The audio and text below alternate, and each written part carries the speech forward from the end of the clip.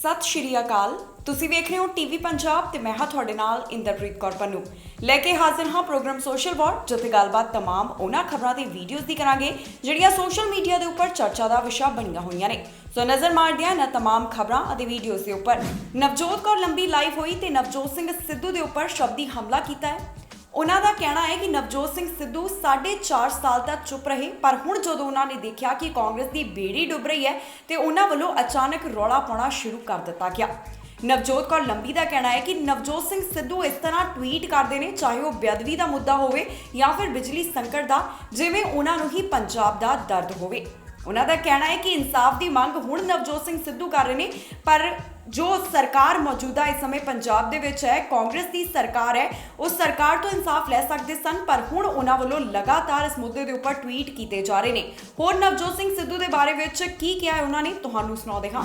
ਇੱਕ ਵਾਰ ਇੱਕ ਪਿੰਡ ਦੇ ਵਿੱਚ ਓਪਰਾ ਜਾਂ ਢੱਠਾ ਆ ਗਿਆ ਤੇ ਉਹਨੇ ਆਉਂਦੇ ਸਾਰੀ ਬੜਾ ਖੌਰੂ ਪਾਇਆ, ਬੜੀਆਂ ਬੜਕਾਂ ਮਾਰੀਆਂ, ਮਾਰ ਰੂੜੀਆਂ ਦੇ ਵਿੱਚ ਟੱਕਰਾਂ, ਗਲੀਆਂ ਦੇ ਵਿੱਚ ਗੋਹਾ ਖਿਲਾਰਤਾ।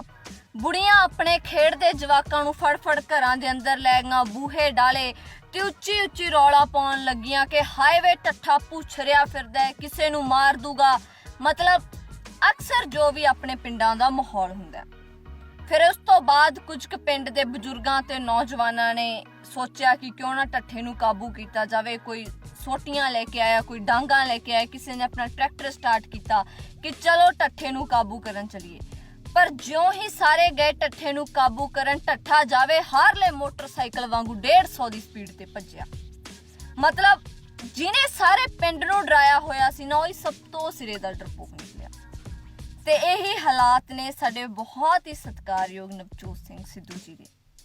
ਪਹਿਲਾਂ 4.5 ਸਾਲ ਤੱਕ ਕੈਪਟਨ ਅਮਰਿੰਦਰ ਸਿੰਘ ਦੀਆਂ ਕੁਰਕੀਆਂ ਤੋਂ ਡਰੀ ਗਏ, ਤੇ ਹੁਣ ਜਦੋਂ ਪਤਾ ਲੱਗਿਆ ਕਿ ਕਾਂਗਰਸ ਦਾ ਬੇੜਾ ਡੁੱਬਣ ਵਾਲਾ ਹੈ ਤਾਂ ਲੱਗ ਗਏ ਰੌਲਾ ਪਾਉਣ, ਲੱਗ ਗਏ ਬੜਕਾ ਮਾਰਨ, ਜਿਵੇਂ ਪੰਜਾਬ ਦਾ ਦਰਦ ਕੇਵਲ ਨਵਜੋਤ ਸਿੰਘ ਸਿੱਧੂ ਨੂੰ ਹੀ ਹੈ, ਹੋਰ ਤਾਂ ਕਿਸੇ ਨੂੰ ਪੰਜਾਬ ਦਾ ਦਰਦ ਹੈ ਹੀ ਨਹੀਂ।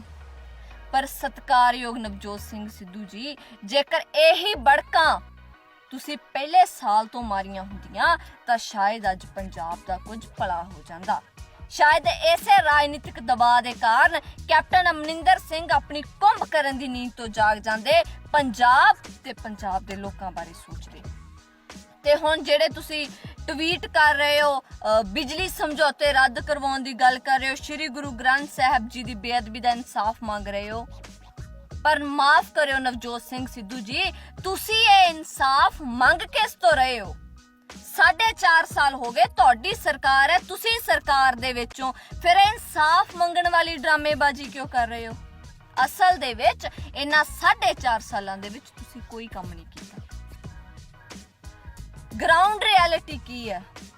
ਮੈਂ ਨਹੀਂ ਦੇਖਿਆ ਤੁਹਾਨੂੰ ਕਦੇ ਵੀ ਤੁਹਾਨੂੰ ਕਿ ਤੁਸੀਂ ਪੁੱਛੋ ਵਾਲੀਆਂ ਕੈਂਚੀਆਂ ਤੇ ਮੰਜਾ ਢਾ ਕੇ ਲੋਕਾਂ ਦੀਆਂ ਸਮੱਸਿਆਵਾਂ ਸੁਣ ਰਹੇ ਹੋ। ਮੈਂ ਨਹੀਂ ਦੇਖਿਆ ਕਦੇ ਵੀ ਤੁਹਾਨੂੰ ਕਿ ਤੁਸੀਂ ਤਲਵੰਡੀ ਸਾਬੋ ਖੰਡਾ ਚੌਂਕ ਦੇ ਵਿੱਚ ਕੁਰਸੀ ਢਾ ਕੇ ਲੋਕਾਂ ਦੀਆਂ ਸਮੱਸਿਆਵਾਂ ਸੁਣ ਰਹੇ ਹੋ। ਮੈਂ ਨਹੀਂ ਦੇਖਿਆ ਕਦੇ ਵੀ ਕਿ ਤੁਸੀਂ ਸੀਤੋ ਹਬੋਰ ਬਾਈਪਾਸ ਤੇ ਦਰੀਆਂ ਵਿਛਾ ਕੇ ਲੋਕਾਂ ਦੀਆਂ ਸਮੱਸਿਆਵਾਂ ਸੁਣ ਰਹੇ ਹੋ, ਜਿੱਥੇ ਲੋਕ ਇੰਨੇ ਕੁ ਪਰੇਸ਼ਾਨ ਹੈ ਕਿ ਸੀਤੋ ਤਹਿਸੀਲ ਦੇ ਵਿੱਚ ਅੱਧੀ ਰਾਤ ਤੱਕ ਰਜਿਸਟਰੀਆਂ ਹੁੰਦੀਆਂ ਨੇ। ਮੈਨੂੰ ਨਹੀਂ ਲੱਗਦਾ ਕਿ ਪੂਰੇ ਪੰਜਾਬ ਦੇ ਹਲਕਿਆਂ ਦੇ ਵਿੱਚ ਤੁਹਾਡੇ ਵਰਕਰ ਹੋਣਗੇ। ਤੁਸੀਂ ਹਮੇਸ਼ਾ ਇੱਕ ਬਣੇ ਬਣਾਏ ਸਟਰਕਚਰ ਨੂੰ ਹੀ ਸੰਬੋਧਨ ਕੀਤਾ। 10-10, 20-20 ਹਜ਼ਾਰ ਦੇ ਇਕੱਠ ਦੀਆਂ ਵੱਡੀਆਂ ਰੈਲੀਆਂ ਦੇ ਵਿੱਚ ਵੱਡੀਆਂ ਗੱਲਾਂ ਤੇ ਵੱਡੇ ਭਾਸ਼ਣ ਸੁਣਾਏ ਆ। ਚਾਹੇ ਉਹ ਇਕੱਠ ਉਹ ਰੈਲੀਆਂ ਅਕਾਲੀ ਦਲ ਦੀਆਂ ਸੀ, ਚਾਹੇ ਉਹ ਰੈਲੀਆਂ ਬੀਜੇਪੀ ਦੀਆਂ ਸੀ, ਤੇ ਚਾਹੇ ਉਹ ਰੈਲੀਆਂ ਕਾਂਗਰਸ ਦੀਆਂ ਸੀ। ਪਰ ਇਹਨਾਂ ਸਭ ਦੇ ਵਿੱਚ ਤੁਹਾਡਾ ਆਪਣਾ ਕੀ ਸੀ? ਸਿਰਫ ਗੱਲਾਂ ਤੇ ਵੱਡੇ ਭਾਸ਼ਣ। ਉਹ ਤਾਂ ਸਾਨੂੰ ਵੀ ਬਹੁਤ ਆਉਂਦੇ ਆ, ਹੋ ਸਕਦਾ ਤੁਹਾਡੇ ਨਾਲੋਂ ਥੋੜੇ ਜਿਹੇ ਘੱਟ ਆਉਂਦੇ ਹੋਣ, ਪਰ ਇਹਨਾਂ ਗੱਲਾਂ ਤੇ ਇਹਨਾਂ ਭਾਸ਼ਣਾਂ ਦਾ ਪੰਜਾਬ ਨੂੰ ਕੀ ਫਾਇਦਾ ਹੋਇਆ? ਮੰਗਵੀਆਂ ਕੁੱਤੀਆਂ ਕਦੇ ਸ਼ਿਕਾਰ ਨਹੀਂ ਮਾਰਦੀਆਂ ਸਿੱਧੂ ਸਾਹਿਬ। ਪੱਕਿਆ ਪਕਾਇਆ ਡਾਈਨਿੰਗ ਟੇਬਲ ਤੇ ਸਜਿਆ ਸਜਾਇਆ ਭੋਜਨ ਤਾਂ ਹਰ ਕੋਈ ਖਾ ਲੈਂਦਾ ਹੈ, ਪਰ ਸਵਾਦ ਤਾਂ ਫੇਰ ਹੈ ਜੇਕਰ 70-80 ਦੇ ਤਾਪਮਾਨ ਤੇ ਆਪਣੇ ਹੱਥੀ ਤੰਦੂਰ ਦੇ ਵਿੱਚ ਰੋਟੀ ਲਾਈ ਹੋਵੇ। ਜੇਕਰ ਬਰਸਾਤ ਨਾਲ ਸਿਲੇ ਹੋਏ ਬਾਲਣ ਨੂੰ ਚੁੱਲ੍ਹੇ ਦੇ ਵਿੱਚ ਫੂਕਾਂ ਮਾਰ ਕੇ ਅੱਗ ਬਾਲੀ ਹੋਵੇ ਤੇ ਸਬਜ਼ੀ ਰਿੰਨੀ ਹੋਵੇ, ਫੇਰ ਪਤਾ ਲੱਗਦਾ ਹੈ ਕਿ ਮਿਹਨਤ ਕੀ ਹੁੰਦੀ ਹੈ ਤੇ ਮਿਹਨਤ ਦਾ ਮੁੱਲ ਕੀ ਹੁੰਦਾ ਹੈ। ਬੜਾ ਰੌਲਾ ਪਾਇਆ ਪੰਜਾਬ ਦੇ ਲੋਕਾਂ ਨੇ। ਪੰਜਾਬ ਨੂੰ ਇੱਕ ਖੇਤਰੀ ਪਾਰਟੀ ਦੀ ਲੋੜ ਸੀ ਕਿ ਆਜੋ ਸਿੱਧੂ ਸਾਹਿਬ ਪਾਰਟੀ ਬਣਾ ਲਓ, ਆਜੋ ਸਿੱਧੂ ਸਾਹਿਬ ਪਾਰਟੀ ਬਣਾ ਲਓ। ਪਰ ਮਾਫ ਕਰਿਓ ਨਵਜੋਤ ਸਿੰਘ ਸਿੱਧੂ ਜੀ, ਤੁਸੀਂ ਵੀ ਉਹਨਾਂ ਲੀਡਰਾਂ ਵਰਗੇ ਨਿਕਲੇ ਜਿਹੜੇ ਸਿਰਫ ਆਪਣੀ ਗੱਲ ਸੁਣਾਉਣਾ ਪਸੰਦ ਕਰਦੇ ਆ, ਕਿਸੇ ਦੀ ਸੁਣਨਾ ਨਹੀਂ ਪਸੰਦ ਕਰਦੇ ਜੀ।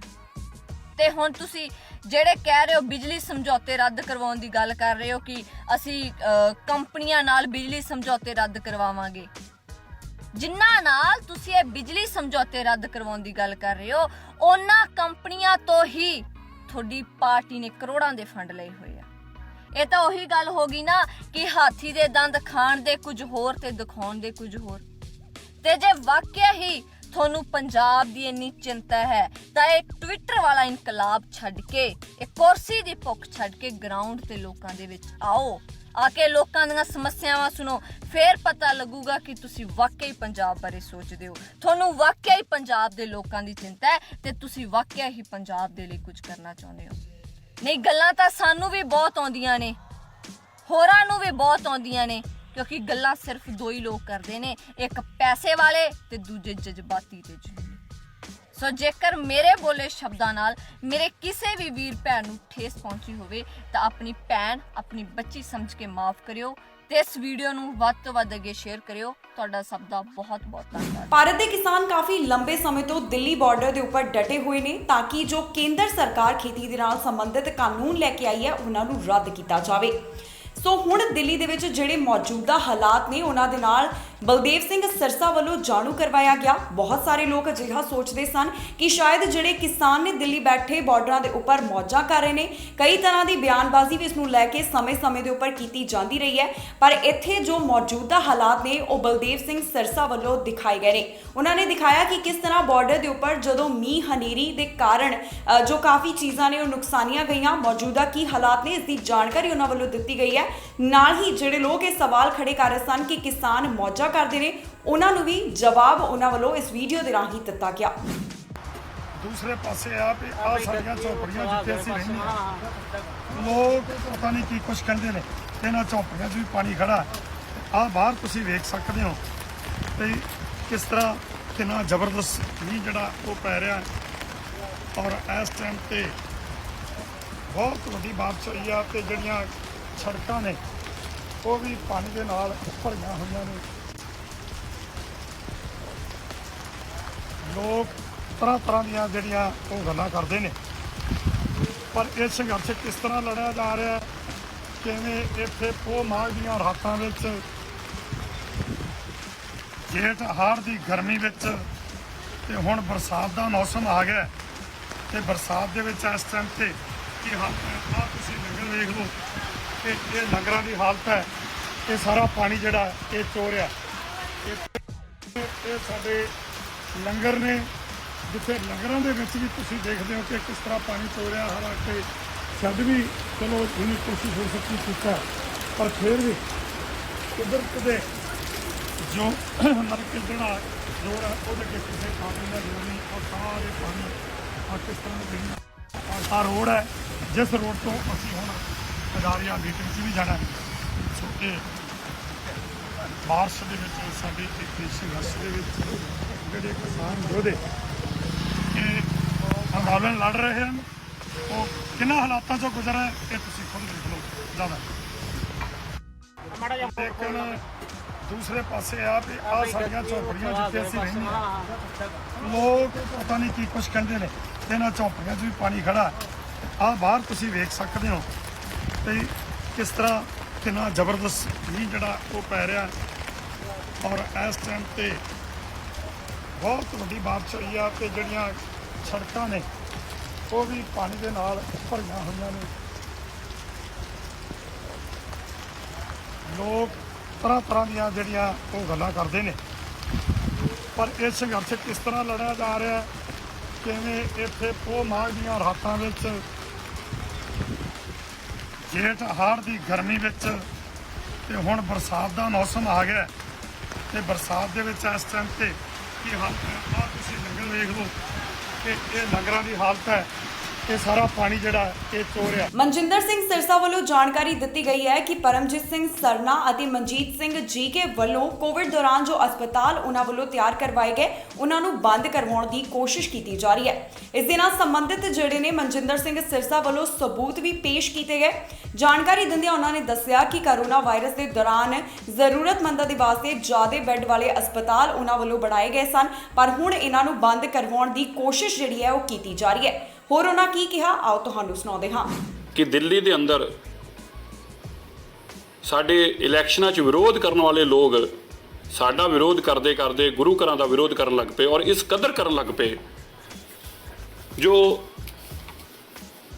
ਇੱਕ ਬਹੁਤ ਹੀ ਦੇਸ਼ ਔਰ ਦਿੱਲੀ ਦੇ ਵਾਸਤੇ ਸਿੱਖਾਂ ਦੀ ਅਹਿਮ ਸਥਾਨ ਆ ਬਾਲਾ ਸਾਹਿਬ ਹਸਪੀਟਲ, ਜੋ ਕਿ ਪੁਰਾਣੇ ਪ੍ਰਧਾਨ ਭਾਵੇਂ ਉਹ ਸਰਦਾਰ ਪਰਮਜੀਤ ਸਿੰਘ ਸਰਨਾ ਹੋਣ ਜਾਂ ਸਰਦਾਰ ਮਨਜੀਤ ਸਿੰਘ ਜੀਕੇ ਹੋਣ, 12 ਸਾਲਾਂ 'ਚ ਉਹ ਪ੍ਰਧਾਨ ਰਹੇ, 6 ਸਾਲ ਇਹ ਪ੍ਰਧਾਨ ਰਹੇ, ਹਸਪੀਟਲ ਨਹੀਂ ਬਣਾ ਸਕੇ। ਪਰ ਤੁਹਾਡੇ ਸਦਕੇ, ਸੰਗਤ ਦੇ ਸਦਕੇ, ਗੁਰੂ ਸਾਹਿਬ ਦੇ ਤਰਸ ਸਦਕੇ ਇਹ ਨੌਜਵਾਨਾਂ ਦੀ ਟੀਮ ਨੇ ਕੇਵਲ ਪਿਛਲੇ ਇਹਨਾਂ ਕੋਵਿਡ ਦੇ ਦੌਰਾਨ ਹੀ ਪਹਿਲਾਂ 100 ਬੈੱਡ ਦਾ ਕਿਡਨੀ ਹਸਪੀਟਲ ਬਣਾਇਆ, ਹੁਣ 125 ਬੈੱਡ ਦਾ ਜਿਹੜਾ ਸੰਤ ਬਾਬਾ ਹਰਬੰਸ ਸਿੰਘ ਜੀ ਕਾਰ ਸੇਵਾ ਵਾਲਿਆਂ ਵੱਲੋਂ ਇੱਕ ਮਹਾਨ ਸੇਵਾ ਸ਼ੁਰੂ ਕੀਤੀ ਗਈ ਸੀ, ਔਰ ਸੰਤ ਬਾਬਾ ਬਚਨ ਸਿੰਘ ਜੀ ਹੁਣ ਨਿਭਾ ਰਹੇ ਸੀ ਉਸ ਹਸਪੀਟਲ ਜੋ ਕਿ ਅਗਸਤ 7 ਨੂੰ ਚਾਲੂ ਹੋਣ ਜਾ ਰਿਹਾ ਹੈ, ਉਸ ਨੂੰ ਰੁਕਵਾਉਣ ਵਾਸਤੇ ਦੋਵੇਂ ਪਾਰਟੀਆਂ ਨੇ ਇਹ ਚਿੱਠੀਆਂ ਲਿਖ ਕੇ ਤੇ ਹਸਪੀਟਲ ਰੁਕਾਉਣ ਦਾ ਕੰਮ ਸ਼ੁਰੂ ਕੀਤਾ। ਸੰਗਤ ਜੀ, ਮੈਂ ਦੱਸਣਾ ਚਾਹੁੰਦਾ ਹੈ, ਇੱਕ ਸਰਦਾਰ ਪਰਮਜੀਤ ਸਿੰਘ ਸਰਨਾ ਜੀ ਦੇ ਪਾਰਟੀ ਦੇ ਆਗੂ ਵੱਲੋਂ ਔਰ ਦੂਜਾ ਸਰਦਾਰ ਮਨਜੀਤ ਸਿੰਘ ਜੀਕੇ ਜੀ ਦੀ ਪਾਰਟੀ ਦੇ ਆਗੂ ਵੱਲੋਂ ਇਹ ਲਿਖਤ 'ਚ ਕਿਹਾ ਗਿਆ ਕਿ ਇਹ ਹਸਪੀਟਲ 125 ਬੈੱਡ ਦਾ ਜਿਹੜਾ ਹਸਪੀਟਲ ਆ ਬਾਲਾ ਸਾਹਿਬ, ਇਸ ਦਾ ਕੰਮ ਰੁਕਵਾਇਆ ਜਾਵੇ, ਇਹਦਾ ਕੰਮ ਨਹੀਂ ਹੋਣਾ ਚਾਹੀਦਾ। ਔਰ ਇਸ ਤੋਂ ਵੀ ਵੱਡਾ ਦੁੱਖ ਇਸ ਗੱਲ ਦਾ ਹੋਇਆ, ਜਿਹੜੇ ਸਾਡੇ ਸਿੱਖ ਪ੍ਰਚਾਰ ਕਰਨ ਵਾਲੇ ਰਾਗੀ, ਢਾਡੀ, ਕੀਰਤਨੀਏ, ਕਥਾਵਾਚਕ, ਪਾਠੀ, ਜਿਹੜੇ ਸਾਡੀਆਂ ਅਰਦਾਸਾਂ ਕਰਦੇ ਨੇ ਸੁੱਖ ਦੀਆਂ, ਜਿਹੜੇ ਕੋਵਿਡ ਦੇ ਦੌਰਾਨ ਜਿਨ੍ਹਾਂ ਦੇ ਘਰਾਂ ਦਾ ਸਿਰਾਂ ਦਾ ਤਾਜ ਉੱਡ ਗਿਆ, ਜੋ ਕੋਵਿਡ 'ਚ ਅਕਾਲ ਚਲਾਣਾ ਕਰ ਗਏ, ਜਿਨ੍ਹਾਂ ਦੇ ਘਰਾਂ ਦੇ ਅੰਦਰ ਬਹੁਤ ਵੱਡੀ ਵਿਪਤਾ ਆ ਗਈ, ਔਰ ਦਿੱਲੀ ਗੁਰਦੁਆਰਾ ਮੈਨੇਜਮੈਂਟ ਕਮੇਟੀ ਨੇ ਆਪਣਾ ਫਰਜ਼ ਸਮਝਦਿਆਂ ਉਹਨਾਂ ਦੇ ਬੱਚਿਆਂ ਨੂੰ ਪੜ੍ਹਾਉਣ ਦੀ ਗੱਲ ਕੀਤੀ, ਉਹਨਾਂ ਦੀ ਪੈਨਸ਼ਨ ਲਾਉਣ ਦੀ ਗੱਲ ਕੀਤੀ, ਉਹਨਾਂ ਦੇ ਬੱਚਿਆਂ ਨੂੰ 21,000 ਸਗਨ ਦੇਣ ਦੀ ਗੱਲ ਕੀਤੀ, ਰਾਗੀ, ਢਾਡੀ, ਕੀਰਤਨੀਆਂ ਨੂੰ ਆਰਥਿਕ ਸਹਾਇਤਾ ਦੇਣ ਦੀ ਗੱਲ ਕੀਤੀ। ਉਸ ਨੂੰ ਰੁਕਵਾਉਣ ਵਾਸਤੇ ਅਨਾਉਂਸ ਕਰ ਰਹੇ ਨੇ ਕਿ ਕੋਡ ਆਫ ਕੰਡਕਟ ਲੱਗਾ, ਅਸੀਂ ਕਿਸੇ ਸੂਰਤ ਅੰਦਰ ਇਹ ਨਹੀਂ ਹੋਣ ਦਿਆਂਗੇ। ਕੱਲ੍ਹ ਦੇ ਮੈਨੂੰ, ਸਰਦਾਰ ਹਰਮੀਤ ਸਿੰਘ ਜੀ ਨੂੰ, ਸਾਨੂੰ ਸਾਰਿਆਂ ਨੂੰ ਬੜੇ ਫੋਨ ਆ ਰਹੇ ਨੇ, ਰਾਗੀਆਂ ਦੇ ਫੋਨ ਆਏ ਕਿ ਸਰਦਾਰ ਜੀ ਕੀ ਹੋਊਗਾ ਸਾਡਾ ਹੁਣ, ਉਹ ਤਾਂ ਕਹਿ ਰਹੇ ਅਸੀਂ ਨਹੀਂ ਲਾਗੂ ਹੋਣ ਦਿਆਂਗੇ ਇਹਨੂੰ। ਮੈਨੂੰ ਬੜਾ ਦੁੱਖ ਹੋਇਆ ਕਿ ਆਪਾਂ ਇਸ ਕਦਰ ਗਿਰ ਗਏ ਹਾਂ ਯਾਰ। ਉਹ ਕੌਣ ਜਾਂਦਾ ਕਿਸੇ ਕੋਲ, ਗੁਰਦੁਆਰਾ ਕਮੇਟੀ ਕੋ ਅਗਰ ਉਹ ਆਏ ਨੇ, ਉਹਨਾਂ ਦੀ ਕਿੱਡੀ ਮਜਬੂਰੀ ਹੋਊਗੀ ਵਿਚਾਰਿਆਂ ਦੀ, ਔਰ ਗੁਰਦੁਆਰਾ ਕਮੇਟੀ ਨਾ ਸੰਭਾਲੇ ਇਹਨਾਂ ਨੂੰ। ਹੁਣ ਗੁਰਦੁਆਰਾ ਕਮੇਟੀ ਆਪਣੇ ਰਾਗੀ ਢਾਡੀਆਂ ਦੀ ਵੀ ਗੱਲ ਨਾ ਕਰੇ, ਜਿਹੜੇ ਕੋਵਿਡ ਅੰਦਰ ਚਲੇ ਗਏ ਉਹਨਾਂ ਦੇ ਪਰਿਵਾਰ ਨੂੰ ਆਰਥਿਕ ਸਹਾਇਤਾ ਨਾ ਦੇਵੇ, ਉਹਨਾਂ ਬੱਚਿਆਂ ਦੀ ਗੱਲ ਨਾ ਕਰੇ, ਕਿੱਡੀ ਸ਼ਰਮ ਦੀ ਗੱਲ ਆ। ਪਰ ਮੈਂ ਇਹ ਵੀਡੀਓ ਤਾਂ ਪਾਈ ਹੈ ਮੇਰੇ ਵੀਰੋ, ਤੁਸੀਂ ਘਬਰਾਓ ਨਾ, ਕਰਾ ਦੇਣ ਸਾਡੇ ਨੋਮੀਨੇਸ਼ਨ ਰੱਦ, ਸਾਨੂੰ ਕੋਈ ਗੱਲ ਨਹੀਂ ਹੈਗੀ, ਕੋਈ ਫਰਕ ਨਹੀਂ ਹੈਗਾ। ਅੱਗੇ ਵੀ ਸਾਡੀ ਪਾਰਟੀ ਰੱਦ ਕਰਾਈ ਸੀ ਇਹਨਾਂ ਨੇ, ਸਿੰਬਲ ਵੀ ਸਾਡਾ ਰੱਦ ਕਰਾਇਆ ਸੀ, ਭੰਗੜੇ ਪਾਉਂਦੇ ਹੁੰਦੇ ਸੀਗੇ ਰੱਦ ਕਰਾ ਕੇ, ਅਸੀਂ ਡਰੇ ਨਹੀਂ, ਕਿਉਂਕਿ ਸਾਡੇ ਤੇ ਗੁਰੂ ਤੇਗ ਬਹਾਦਰ ਸਾਹਿਬ ਜੀ ਦੀ ਕਿਰਪਾ, ਸਾਡਾ ਵਿਸ਼ਵਾਸ ਹੈ ਉੱਥੇ, ਅਸੀਂ ਹੁਣ ਵੀ ਨਹੀਂ ਪਿੱਛੇ ਹਟਾਂਗੇ। ਅਸੀਂ ਜੋ ਤੁਹਾਡੇ ਨਾਲ ਵਾਅਦਾ ਕੀਤਾ, ਮੇਰੇ ਰਾਗੀ ਢਾਡੀ ਵੀਰਾਂ ਦੇ ਨਾਲ, ਮੇਰੇ ਪਾਠੀ ਗ੍ਰੰਥੀ ਵੀਰਾਂ ਦੇ ਨਾਲ, ਅਸੀਂ ਜੋ ਵਾਅਦਾ ਕੀਤਾ ਹੈ, ਉਹਨਾਂ ਭੈਣਾਂ ਦੇ ਨਾਲ ਜਿਨ੍ਹਾਂ ਦੇ ਘਰਾਂ ਦੇ ਸੁਹਾਗ ਚਲੇ ਗਏ ਇਸ ਕੋਵਿਡ ਦੇ ਦੌਰਾਨ, ਆਰਥਿਕ ਉਹਨਾਂ ਦੀ ਸਮਦਾਦ ਕਰਨ ਦੀ, ਭਾਵੇਂ ਸਾਡੇ ਨੋਮੀਨੇਸ਼ਨ ਰੱਦ ਹੋ ਜਾਣ, ਅਸੀਂ ਪਰਵਾਹ ਨਹੀਂ ਕਰਾਂਗੇ, ਪਿੱਛੇ ਨਹੀਂ ਹਟਾਂਗੇ, ਜੋ ਤੁਹਾਡੇ ਨਾਲ ਵਾਅਦਾ ਕੀਤਾ ਉਹਨੂੰ ਨਿਭਾ ਕੇ ਛੱਡਾਂਗੇ। ਪੰਜਾਬ ਦੇ ਮੁੱਖ ਮੰਤਰੀ ਕੈਪਟਨ ਅਮਰਿੰਦਰ ਸਿੰਘ ਵੱਲੋਂ ਇਸ ਮੁੱਦੇ ਦੇ ਉੱਪਰ ਸਪਸ਼ਟੀਕਰਨ ਦਿੱਤਾ ਗਿਆ, ਜਿਸ ਦੇ ਵਿੱਚ ਉਹਨਾਂ ਉੱਪਰ ਸਵਾਲ ਖੜੇ ਕੀਤੇ ਜਾ ਰਹੇ ਸਨ ਕਿ ਉਹਨਾਂ ਵੱਲੋਂ ਜਿਹੜੀਆਂ ਪ੍ਰਾਈਵੇਟ ਬਿਜਲੀ ਕੰਪਨੀਆਂ ਨੇ ਉਹਨਾਂ ਤੋਂ ਪੈਸਾ ਲਿਆ ਗਿਆ ਹੈ। ਇਸ ਦੇ ਉੱਪਰ ਕੈਪਟਨ ਅਮਰਿੰਦਰ ਸਿੰਘ ਨੇ ਆਪਣਾ ਸਪਸ਼ਟੀਕਰਨ ਸਾਂਝਾ ਕੀਤਾ, ਪਰ ਇਸ ਨੂੰ ਲੈ ਕੇ ਹੁਣ ਡਾਕਟਰ ਦਲਜੀਤ ਸਿੰਘ ਚੀਮਾ ਵੱਲੋਂ ਸਵਾਲ ਖੜੇ ਕੀਤੇ ਗਏ ਨੇ। ਡਾਕਟਰ ਦਲਜੀਤ ਸਿੰਘ ਚੀਮਾ ਦਾ ਕਹਿਣਾ ਹੈ ਕਿ ਜਿਹੜੇ ਪੰਜਾਬ ਦੇ ਮੁੱਖ ਮੰਤਰੀ ਨੇ, ਪੰਜਾਬ ਦੀ ਕਾਂਗਰਸ ਅਤੇ ਦਿੱਲੀ ਦੀ ਕਾਂਗਰਸ ਨੂੰ ਵੱਖ ਕਿਵੇਂ ਕਰ ਸਕਦੇ ਨੇ। ਆਪਣੇ ਵਿਚਾਰਾਂ ਦੀ ਸਾਂਝ ਪਾਉਂਦਿਆਂ ਡਾਕਟਰ ਦਲਜੀਤ ਸਿੰਘ ਚੀਮਾ ਪੰਜਾਬ ਦੇ ਮੁੱਖ ਮੰਤਰੀ ਦੇ ਸਪਸ਼ਟੀਕਰਨ ਦੇ ਨਾਲ ਸਹਿਮਤ ਨਜ਼ਰ ਨਹੀਂ ਆਏ ਤੇ ਉਹਨਾਂ ਵੱਲੋਂ ਇਸ ਨੂੰ ਲੈ ਕੇ ਕਈ ਸਵਾਲ ਖੜੇ ਕੀਤੇ ਗਏ। ਮੁੱਖ ਮੰਤਰੀ ਸਾਹਿਬ ਨੇ ਜਿਹੜੇ ਪ੍ਰਾਈਵੇਟ ਬਿਜਲੀ ਕੰਪਨੀਆਂ ਤੋਂ ਪੈਸੇ ਕਾਂਗਰਸ ਪਾਰਟੀ ਨੇ ਲਏ ਆ, ਉਹਦੇ ਸਬੰਧ ਦੇ ਵਿੱਚ ਸਪਸ਼ਟੀਕਰਨ ਦਿੱਤਾ, ਪਰ ਮੁੱਖ ਮੰਤਰੀ ਸਾਹਿਬ ਦੇ ਸਪਸ਼ਟੀਕਰਨ ਨੇ ਕਈ ਹੋਰ ਨਵੇਂ ਸਵਾਲ ਜਿਹੜੇ ਆ ਉਹ ਖੜੇ ਕਰ ਦਿੱਤੇ। ਮੁੱਖ ਮੰਤਰੀ ਸਾਹਿਬ ਇਹ ਤਾਂ ਮੰਨ ਗਏ ਕਿ ਪੈਸੇ ਲਏ ਆ ਕਾਂਗਰਸ, ਪਰ ਕਹਿੰਦੇ ਜੀ ਪੰਜਾਬ ਵਾਲੀ ਕਾਂਗਰਸ ਨੇ ਨਹੀਂ ਲਏ, ਦਿੱਲੀ ਵਾਲੀ ਕਾਂਗਰਸ ਨੇ ਲਏ, ਸੋਨੀਆ ਗਾਂਧੀ ਜੀ ਵਾਲੀ। ਮੈਂ ਉਹਨਾਂ ਨੂੰ ਪੁੱਛਦਾ ਕਿ ਤੁਸੀਂ ਪੰਜਾਬ ਵਾਲੀ ਕਾਂਗਰਸ ਨੂੰ ਦਿੱਲੀ ਵਾਲੀ ਕਾਂਗਰਸ ਤੋਂ ਵੱਖਰਾ ਕਿਵੇਂ ਕਰ ਸਕਦੇ ਹੋ? ਤੁਹਾਨੂੰ ਜਿਹੜੇ ਚੋਣ ਨਿਸ਼ਾਨ ਸੀ ਉਹ ਦਿੱਲੀ ਵਾਲੀ ਕਾਂਗਰਸ ਨੇ ਦਿੱਤੇ ਸੀ ਕਿ ਕਿਸੇ ਹੋਰ ਕਾਂਗਰਸ ਨੇ ਦਿੱਤੇ ਸੀ? ਇਸ ਕਰਕੇ ਪਹਿਲਾਂ ਤਾਂ ਇਹ ਦੱਸੋ ਕਿ ਤੁਸੀਂ ਦੋਨਾਂ ਨੂੰ ਵੱਖਰਾ ਕਿਵੇਂ ਕਰ ਸਕਦੇ? ਦੂਜੀ ਗੱਲ, ਜੇ ਆਲ ਇੰਡੀਆ ਕਾਂਗਰਸ ਕਮੇਟੀ ਨੇ ਲਏ ਸੀ ਤੇ ਤੁਹਾਨੂੰ ਇਹ ਵੀ ਪਤਾ ਹੈ ਕਿ ਇਹ ਜਿਹੜੀ ਪਾਲਿਸੀ ਪ੍ਰਾਈਵੇਟ ਥਰਮਲ ਪਲਾਂਟ ਲਾਉਣ ਦੀ ਦੇਸ਼ ਦੇ ਵਿੱਚ ਬਣਾਈ ਸੀ, ਇਹ ਤੁਹਾਡੀ ਯੂਪੀਏ ਦੀ ਗਵਰਨਮੈਂਟ ਨੇ ਬਣਾਈ ਸੀ, ਜਿਹੜੀ 2004 ਤੋਂ 2014 ਦੇ ਵਿੱਚ ਦਿੱਲੀ ਦੇ ਵਿੱਚ ਰਾਜ ਕਰਦੀ ਹੈ।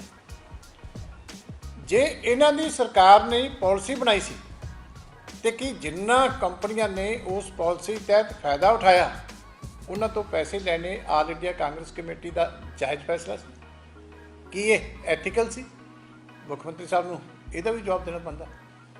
ਔਰ ਤੀਜੀ ਗੱਲ, ਤੁਹਾਡਾ ਸਾਰੇ ਫੈਸਲੇ ਜਿੰਨੇ ਆ ਮੁੱਖ ਮੰਤਰੀ ਤੋਂ ਲੈ ਕੇ ਮੰਤਰੀ ਤੱਕ ਸਾਰੇ ਦਿੱਲੀ ਦੇ ਦਰਬਾਰ 'ਚ ਹੁੰਦੇ ਆ, ਫਿਰ ਤੁਸੀਂ ਕਿਵੇਂ ਮੁੱਕਰਦੇ ਹੋ ਕਿ ਤੁਹਾਡੀ ਔਰ ਉਹਨਾਂ ਦੀ ਵਰਕਿੰਗ ਜਿਹੜੀ ਹੈ ਉਹ ਵੱਖਰੀ ਵੱਖਰੀ ਹੈ?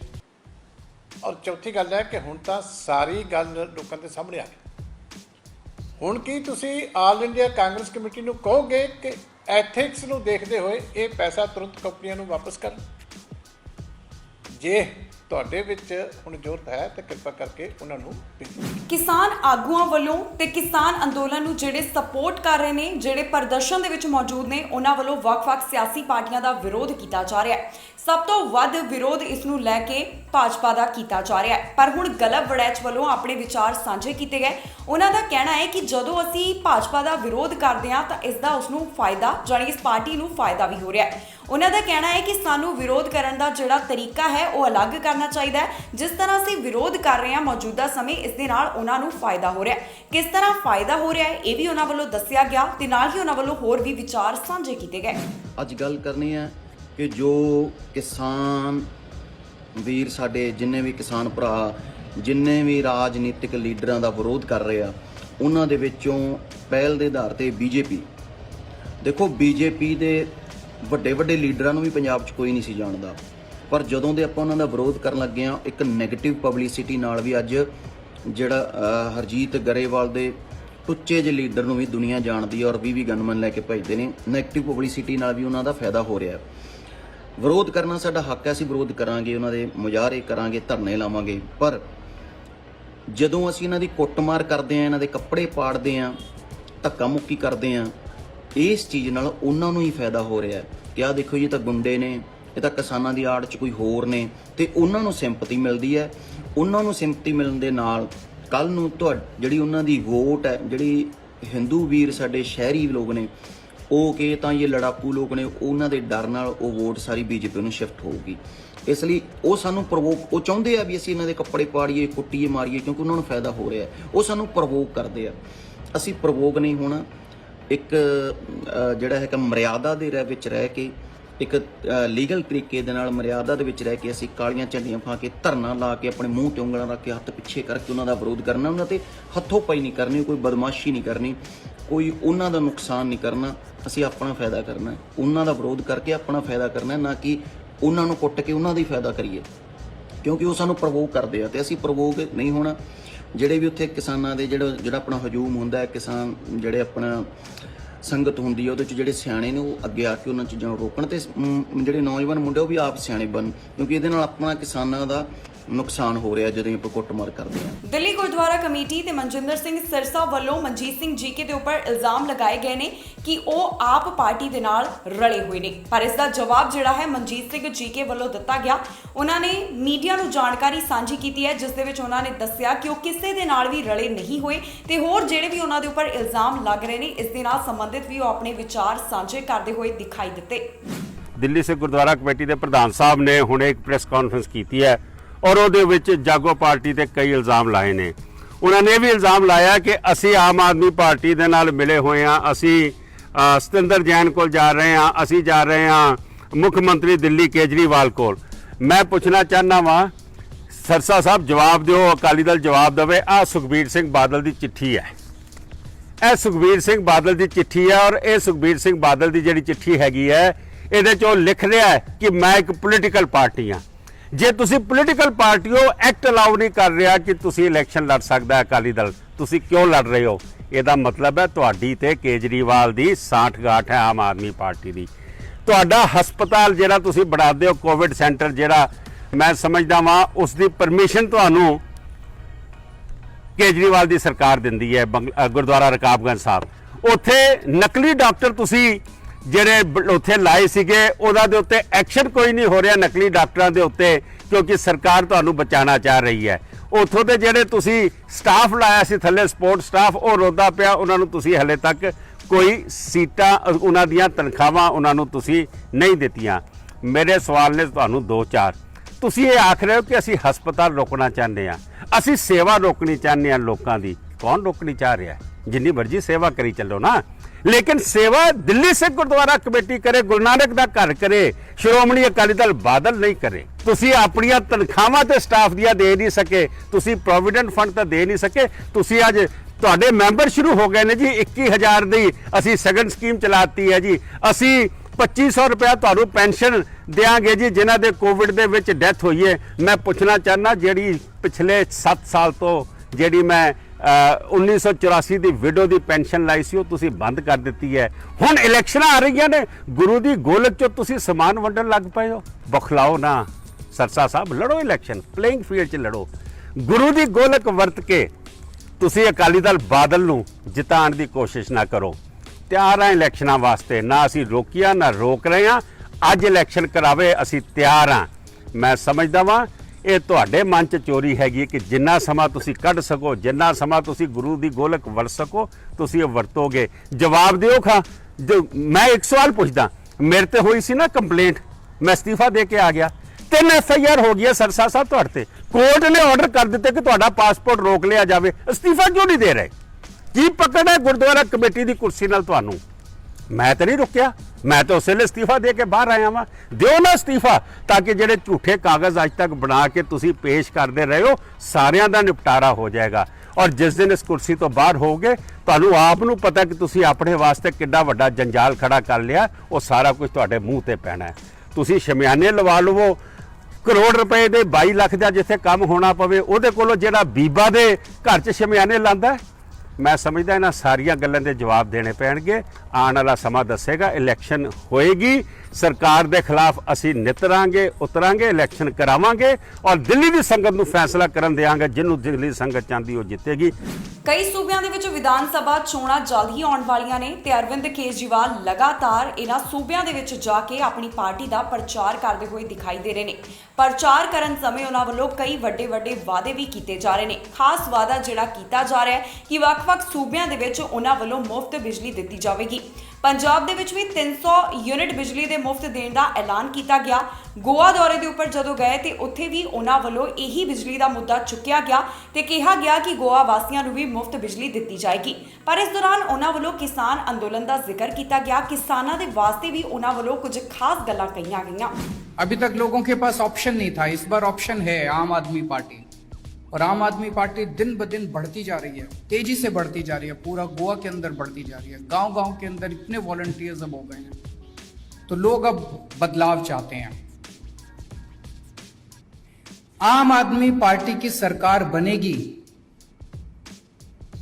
तो हम क्या क्या काम करेंगे, आज उसकी मैं पहली गारंटी देने के लिए आया हूं। मतलब गोवा के लोगों के बीच में घूम घूम के हम जानने की कोशिश कर रहे हैं कि लोग क्या चाहते हैं। अगली सरकार जब आम आदमी पार्टी की बनेगी तो हम क्या करें लोगों के लिए, लोगों के मोटे मोटे मुद्दे क्या हैं गोवा के अंदर।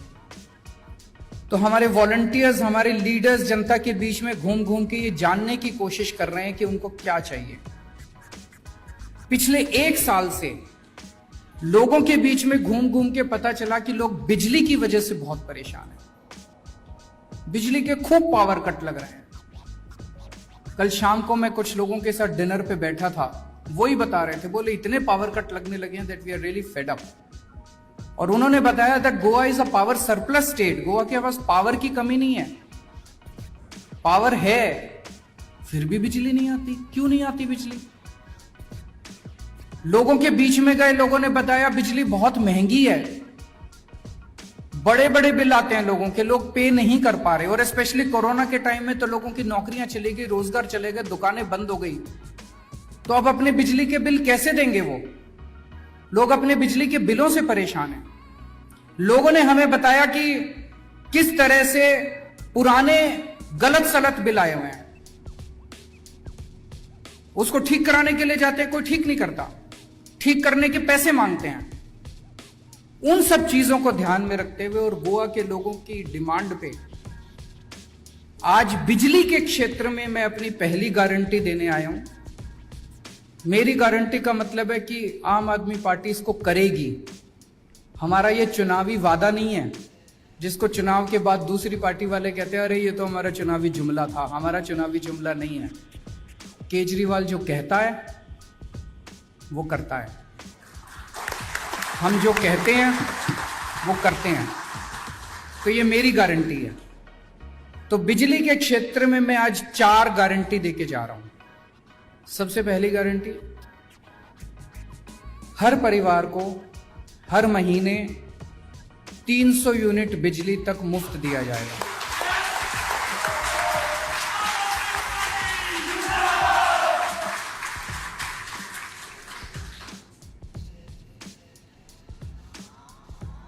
$300 यूनिट तक हर परिवार को हर महीने मुफ्त दिया जाएगा। कल जब मैं रात को डिनर कर रहा था, मुझे बताया कि एक एमएलए हैं यहाँ पे, उनके यहाँ अगर आप, उन्होंने एक लेटर बॉक्स बनाया हुआ है, उनके यहाँ अपना बिजली का बिल अगर आप लेटर बॉक्स में डाल के आ जाएं तो वो बिजली का बिल भर देते हैं आपका। है क्या ऐसा? सो मैं उस एरिया के लोगों को कहना चाहता हूं कि अब आपको इन एमएलए साहब के ऊपर निर्भर रहने की जरूरत नहीं है।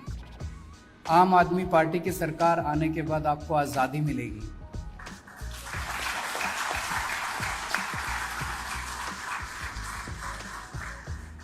आम आदमी पार्टी की सरकार आने के बाद एमएलए आपका बिल नहीं भरेगा, आपके घर में बिल आएगा, उसके ऊपर लिखा होगा amount to be paid 0। Delhi में हो रहा है। दिल्ली में आप यकीन नहीं करेंगे, 73% of Delhi, 73% of Delhi, 73% Delhi, they get 0 electricity bill. उसमें 0 लिखा होता है, उसमें कोई सरचार्ज नहीं होता, कोई टैक्स नहीं होता, कुछ नहीं, 0 electricity bill. 73% of Delhi gets 0 electricity bill.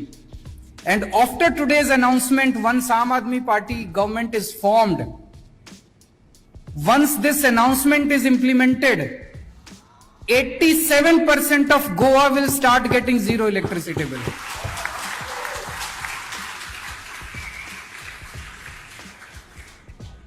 So पहला वादा कि 300 यूनिट बिजली मुफ्त मिलेगी। दूसरा, जैसा मैंने बताया, बहुत इलाकों में हमारे लोग गए, वहां पे देखा लोगों के बिजली के बिल पुराने इतने गलत आए हुए हैं। किसी का कुछ इतने हजार का भेज दिया, किसी का इतने हजार का भेज दिया, फिर वो जाते हैं ठीक कराने के लिए, वो कहते हैं 10,000 रुपए दे दो तब ठीक करेंगे। अब वो ठीक कराने में बेचारे कंज्यूमर की, आम आदमी की नाक में दम हो जाता है। तो पुराने सारे बिल माफ किए जाएंगे। तीसरी चीज, तीसरी बात की गारंटी, 24 घंटे बिजली देंगे, नो पावर कट। और चौथी चीज, चौथी बात, किसानों को बताते हैं यहां पे बिजली देनी पड़ती है, बिजली के पैसे दे। किसान एक बेचारा सबसे गरीब आदमी है, उसको फ्री बिजली दी जाएगी। खेती के लिए किसानों को फ्री बिजली दी जाएगी। ਸੁਖਬੀਰ ਸਿੰਘ ਬਾਦਲ ਵੱਲੋਂ ਆਪਣੇ ਸੋਸ਼ਲ ਮੀਡੀਆ ਪਲੇਟਫਾਰਮ ਦੇ ਉੱਪਰ ਇੱਕ ਵੀਡੀਓ ਸਾਂਝੀ ਕੀਤੀ ਗਈ। ਇਸ ਵੀਡੀਓ ਦੇ ਵਿੱਚ ਕਿਸਾਨਾਂ ਦੇ ਹੌਸਲੇ ਦੇਖਣ ਵਾਲੇ ਹਨ, ਜੋ ਉਹਨਾਂ ਦਾ ਜਜ਼ਬਾ ਹੈ ਉਸ ਨੂੰ ਸਲਾਮ ਕਰਦੇ ਹੋਏ ਸੁਖਬੀਰ ਸਿੰਘ ਬਾਦਲ ਨਜ਼ਰ ਆਏ ਨੇ। ਸੁਖਬੀਰ ਸਿੰਘ ਬਾਦਲ ਵੱਲੋਂ ਇਸ ਵੀਡੀਓ ਦੇ ਨਾਲ ਇੱਕ ਕੈਪਸ਼ਨ ਵੀ ਸਾਂਝਾ ਕੀਤਾ ਗਿਆ, ਜਿੱਥੇ ਉਹਨਾਂ ਨੇ ਕਿਹਾ ਕਿ ਕਿਸਾਨਾਂ ਦੇ ਹੌਸਲੇ ਬੁਲੰਦ ਹਨ ਅਤੇ ਇਹ ਜਿੱਤ ਕੇ ਹੀ ਵਾਪਸ ਪਰਤਣਗੇ। ਸੋ ਦਿਖਾਉਂਦੇ ਹਾਂ ਤੁਹਾਨੂੰ ਉਹਨਾਂ ਵੱਲੋਂ ਜੋ ਸਾਂਝੀ ਕੀਤੀ ਗਈ ਵੀਡੀਓ।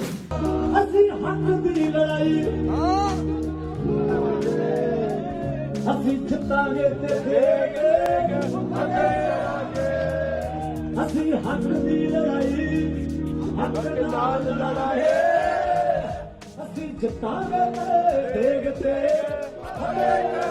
ਹਿਮਾਚਲ ਪ੍ਰਦੇਸ਼ ਦੇ ਵਿੱਚ ਹੜ੍ਹਾਂ ਦਾ ਕਹਿਰ ਦੇਖਣ ਨੂੰ ਮਿਲ ਰਿਹਾ ਹੈ। ਹੁਣ ਵੱਖ-ਵੱਖ ਜਿਹੜੀਆਂ ਸਿੱਖ ਸੰਸਥਾ ਨੇ ਇੱਥੇ ਮਦਦ ਦੇ ਵਾਸਤੇ ਪਹੁੰਚੀਆਂ ਨੇ। ਖਾਲਸਾ ਏਡ ਦੀ ਟੀਮ ਵੀ ਪਹੁੰਚੀ ਹੈ, ਜਿਨ੍ਹਾਂ ਵੱਲੋਂ ਹਿਮਾਚਲ ਦੇ ਵਿੱਚ ਇਹਨਾਂ ਹੜ੍ਹਾਂ ਦੇ ਦੌਰਾਨ ਜਿਹੜੇ ਜ਼ਰੂਰਤਮੰਦ ਨੇ ਉਹਨਾਂ ਦੀ ਮਦਦ ਕੀਤੀ ਜਾ ਰਹੀ ਹੈ ਤੇ ਉਹਨਾਂ ਵੱਲੋਂ ਇਸ ਦੌਰਾਨ ਆਪਰੇਸ਼ਨ ਚਲਾਇਆ ਜਾ ਰਿਹਾ ਹੈ। ਇਸ ਦੀ ਜਾਣਕਾਰੀ ਖੁਦ ਖਾਲਸਾ ਏਡ ਦੇ ਮੁਖੀ ਰਵੀ ਸਿੰਘ ਵੱਲੋਂ ਸੋਸ਼ਲ ਮੀਡੀਆ ਪਲੇਟਫਾਰਮ ਦੇ ਉੱਪਰ ਸਾਂਝੀ ਕੀਤੀ ਗਈ ਹੈ। ਉਹਨਾਂ ਵੱਲੋਂ ਇਸ ਦੇ ਨਾਲ ਸੰਬੰਧਿਤ ਪੋਸਟ ਸਾਂਝੀ ਕੀਤੀ ਗਈ, ਜਿਸ ਦੇ ਵਿੱਚ ਉਹਨਾਂ ਨੇ ਦੱਸਿਆ ਕਿ ਹਿਮਾਚਲ ਪ੍ਰਦੇਸ਼ ਦੇ ਵਿੱਚ ਉਹਨਾਂ ਵੱਲੋਂ ਸੇਵਾ ਨਿਭਾਈ ਜਾ ਰਹੀ ਹੈ। ਖਾਲਸਾ ਏਡ ਦੇ ਮੁਖੀ ਰਵੀ ਸਿੰਘ ਵੱਲੋਂ ਸੋਸ਼ਲ ਮੀਡੀਆ ਦੇ ਉੱਪਰ ਪੋਸਟ ਸਾਂਝੀ ਕੀਤੀ ਗਈ, ਜਿਸ ਦੇ ਵਿੱਚ ਉਹਨਾਂ ਨੇ ਲਿਖਿਆ ਕਿ ਹਿਮਾਚਲ ਪ੍ਰਦੇਸ਼ ਦੇ ਵਿੱਚ ਖਾਲਸਾ ਏਡ, ਹੇਮਕੁੰਟ ਫਾਊਂਡੇਸ਼ਨ ਅਤੇ ਸਿੱਖ ਆਰਗੇਨਾਈਜੇਸ਼ਨ ਦੇ ਵੱਲੋਂ ਸੇਵਾ ਨਿਭਾਈ ਜਾ ਰਹੀ ਹੈ। ਸੋ ਇਹ ਸਨ ਕੁਝ ਖਬਰਾਂ ਤੇ ਵੀਡੀਓਜ਼ ਜਿਹੜੀਆਂ ਅੱਜ ਦਾ ਦਿਨ ਸੋਸ਼ਲ ਮੀਡੀਆ ਦੇ ਉੱਪਰ ਚਰਚਾ ਦਾ ਵਿਸ਼ਾ ਬਣੀਆਂ ਰਹੀਆਂ, ਜਿਨ੍ਹਾਂ ਦੀ ਤੁਹਾਡੇ ਨਾਲ ਸਾਂਝ ਪਾਈ ਹੈ। ਫਿਲਹਾਲ ਮੈਨੂੰ ਇੰਦਰਪ੍ਰੀਤ ਕੌਰ ਪੰਨੂ ਨੂੰ ਦਿਓ ਇਜਾਜ਼ਤ ਤੇ ਤੁਸੀਂ ਵੇਖਦੇ ਰਹੋ ਟੀਵੀ ਪੰਜਾਬ।